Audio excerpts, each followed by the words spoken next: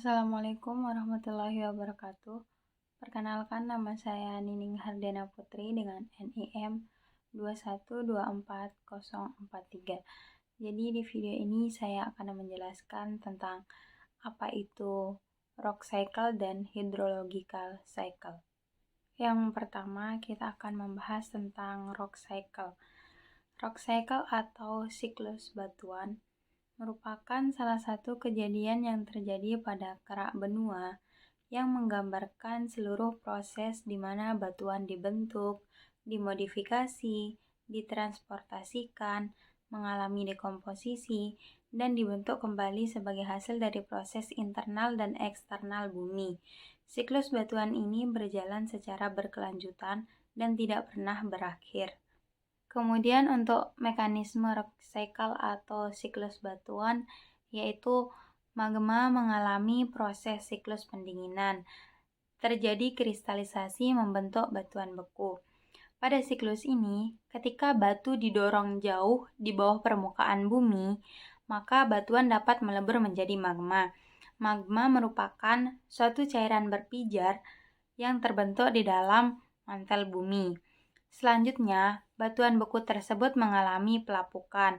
Pelapukan pertama kali terjadi pada batuan beku ekstrusif yang ada di atas permukaan bumi. Hasil pelapukan batuan beku ini akan mengendap melalui proses yang disebut erosi dan terangkut dalam bentuk larutan ataupun tidak larut. Kemudian diendapkan dan yang terakhir yaitu sedimentasi sehingga membentuk batuan sedimen.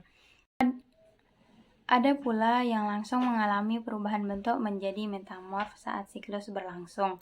Selanjutnya pada siklus ini, batuan sedimen dapat mengalami perubahan baik secara kontak, dinamo, dan hidrotermik akan mengalami perubahan bentuk dan menjadi metamorf. Siklus berikutnya, batuan metamorf yang mencapai lapisan bumi yang suhunya tinggi mungkin berubah lagi menjadi magma lewat proses magmatisasi. Setelah mengalami siklus mulai dari magma tadi, batuan akan berubah bentuk dan jenisnya menjadi batuan beku, batuan sedimen, dan batuan metamorf yang kemudian menjadi magma kembali jika terdorong ke dalam bumi dan meleleh. Proses-proses yang terjadi pada siklus batuan berlangsung sepanjang waktu, baik di masa lampau maupun masa yang akan datang. Sekarang kita beralih ke materi hydrological cycle. Hydrological cycle biasa disebut siklus hidrologi atau daur air yang dikenal juga dengan istilah siklus air, merupakan sirkulasi air yang menggambarkan pergerakan molekul air atau H2O dari atmosfer ke bumi dan sebaliknya, yang tidak pernah berhenti sehingga membentuk rangkaian melingkar perjalanan molekul air dari bumi yang disebut siklus. Ada 3 proses utama siklus air atau siklus hidrologi yang perlu kita ketahui. Yang pertama yaitu evaporasi atau transpirasi.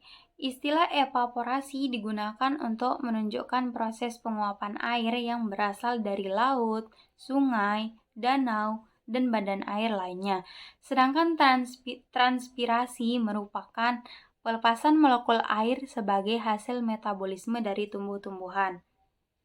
Pada prinsipnya, keduanya sama karena merupakan proses perubahan zat cair menjadi gas yang berkumpul di atmosfer. Proses yang kedua disebut kondensasi. Kondensasi adalah proses perubahan air dari gas menjadi cair, atau kita kenal dengan istilah pengembunan, yang merupakan kebalikan dari evaporasi atau penguapan. Pada siklus hidrologi, kondensasi terjadi di atmosfer akibat perubahan suhu dan tekanan. Akibat adanya kondensasi, air akan berkumpul membentuk awan hitam yang siap turun sebagai hujan ketika mencapai titik jenuh. Yang ketiga yaitu presipitasi. Presipitasi merupakan produk dari kondensasi. Presipitasi dapat terjadi karena adanya pendinginan dan penambahan uap air, sehingga air yang membentuk awan mencapai titik jenuh. Semakin banyak uap air yang terbentuk di atmosfer, maka tetesan air yang ada di awan akan semakin banyak dan semakin berat. Ketika awan tidak mampu menampung banyaknya air yang terbentuk, maka air tersebut akan dikeluarkan dalam bentuk hujan. Setelah kita mengetahui apa saja tahapan-tahapan dari siklus air, sekarang kita beralih ke macam-macam siklus air. Siklus air atau siklus hujan dapat dibedakan menjadi 3 jenis berdasarkan panjang dan lama proses pergerakan molekul air. Yang pertama itu siklus pendek. Siklus air pendek diawali dari evaporasi air laut ke atmosfer. Pada ketinggian tertentu, uap air akan mengalami kondensasi yang akan membentuk awan.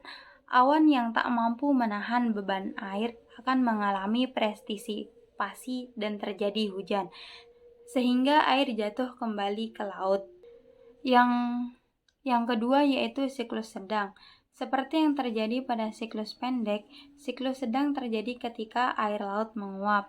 Yang membedakan adalah uap air akan terbawa oleh angin menuju daratan. Di ketinggian tertentu, uap air mengalami proses kondensasi menjadi awan. Awan kemudian menjadi hujan yang jatuh di daratan, meresap ke dalam tanah. Sebagian akan diserap oleh akar tumbuhan, sebagian lagi akan terbawa aliran air permukaan seperti sungai dan pantai. Air akan melewati berbagai macam saluran-saluran air yang akan membawanya kembali berakhir ke laut. Ketiga yaitu siklus panjang. Siklus panjang diawali dengan evaporasi dan kondensasi air laut. Awan yang terbentuk dibawa oleh angin ke tempat yang lebih tinggi di area daratan. Kemudian, awan yang terbentuk tadi bergabung dengan uap air yang berasal dari evaporasi danau dan sungai, serta transpirasi tumbuhan. Karena dipengaruhi ketinggian tempat, uap air mengenai lapisan udara dingin dan berubah menjadi salju sehingga terjadi hujan salju saat musim dingin dan juga membentuk bongkahan es di pegunungan tinggi. Bongkahan es di pegunungan akan meluncur ke tempat lebih rendah akibat gaya gravitasi. Bongkahan es yang meluncur karena gaya gravitasi ini disebut gletser. Gletser yang terkena suhu tinggi kemudian mencair dan mengalir melalui perairan daratan yang akan kembali ke laut. Mungkin itu saja yang dapat saya jelaskan mengenai apa itu rock cycle dan apa itu hydrological cycle. Mungkin itu saja. Sekian dari saya. Wassalamualaikum warahmatullahi wabarakatuh. Sampai bertemu di materi selanjutnya. Bye.